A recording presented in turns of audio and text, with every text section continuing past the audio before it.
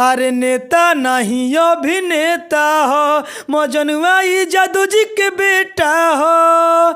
हाँ नेता नहीं अभिनेता हो, मजनुआ बबुआन के बेटा हो।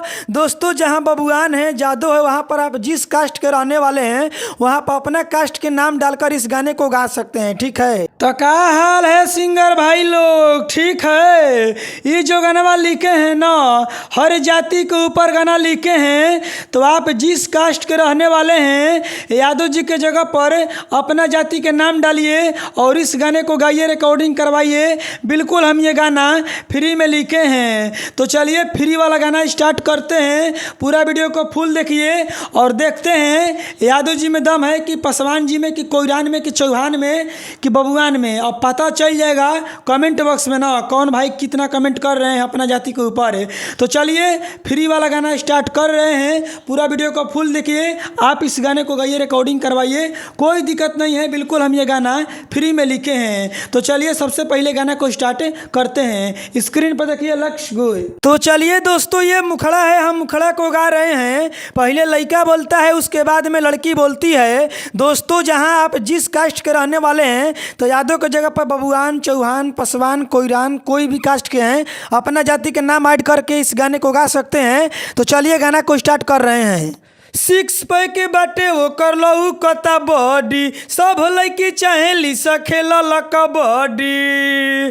हाँ हाँ सिक्स पैक के बाटे वो कर लहू कता बॉडी, सब लड़की चाहेली सखेल कबड्डी। लागे धनी मनी घर के ऊ सेठा हो।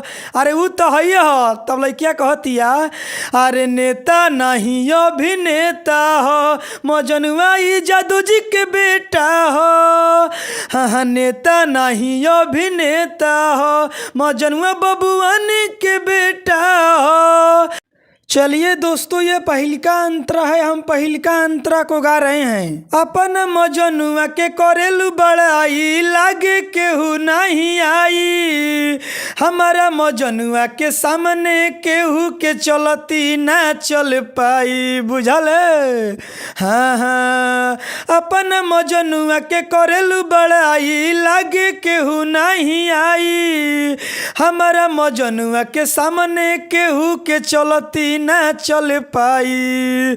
लागेला छोट मोट मेटा हो। अरे ऐसे ना बोल, नेता नहीं अभिनेता हो, मजनुआ कुशवाहा जी के बेटा हो। हाँ नेता नहीं अभिनेता हो, मजनुआ पासवान जी के बेटा हो। चलिए दोस्तों ये अंतरा है, हम दूसरा का अंतरा को गा रहे हैं। तोरा मजनुआ के कोई बड़ाई तो काहे चुनाते बाड़े, राजा सिंहनिया के नई खेते जानत लागी बहुते मारे।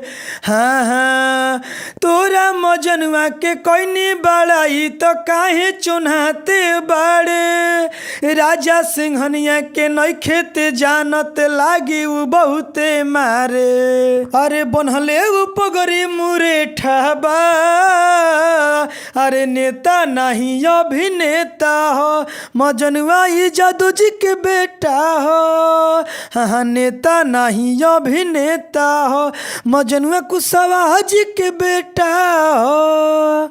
आवो अरे नेता नहीं अभिनेता हो, मजनुआ चौहान जी के बेटा हो।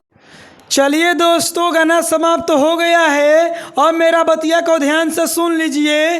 कहिएगा कि अरे राजा भाई आप मेरा जाति का नाम नहीं लिए हैं, ऐसा गलती क्यों किए हैं। तो ऐसा गलती हम इसलिए किए हैं कि आप अपना जाति का कमेंट बॉक्स में नाम नहीं लिखिएगा, नहीं डालिएगा, तो हम आपका जाति के ऊपर गाना कैसे लिखेंगे, कैसे बनाएंगे बताइए। यादव जी लोग आगे हैं, क्यों आगे हैं? क्योंकि इन लोगों में एकता रहता है, इन लोग एक मुँह से कमेंट करते हैं। आप कुशवाहा जी हैं, हैं, चाहे पासवान जी हैं, चाहे चौहान जी हैं, कोई भी कास्ट के हैं, आप लोग कमेंट नहीं करिएगा कमेंट बॉक्स में कि हम किस कास्ट के हैं, तो हम आपके ऊपर गाना कैसे बनाएंगे, आहे पर नहीं बनाएंगे। तो आप जिस कास्ट के रहने वाले हैं अपना जाति का नाम कमेंट बॉक्स में ज़रूर लिखिए कि हम साला फलना जाति के हैं, पासवान है, चौहान है, बबुगान है, कोईरान है, चाहे अहिरान है।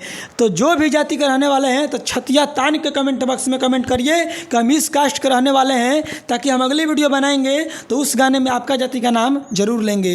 विशेष नहीं बोलेंगे। अगर आपको पर्सनल गाना लिखवाना है इनसे बढ़िया, इनसे बेस्ट, स्क्रीन पर देखिए मोबाइल नंबर है, कॉल करिए, हमसे बात करिए, हम आपको पर्सनल गाना लिख कर दे देंगे। इनसे बढ़िया, इनसे बेस्ट। विशेष नहीं बोलेंगे, कॉल करिए और कमेंट बॉक्स में अपना जाति का नाम जरूर लिखिए। और चैनल पर नए हैं तो सब्सक्राइब करिए, ठीक है ना। Bye bye, love you.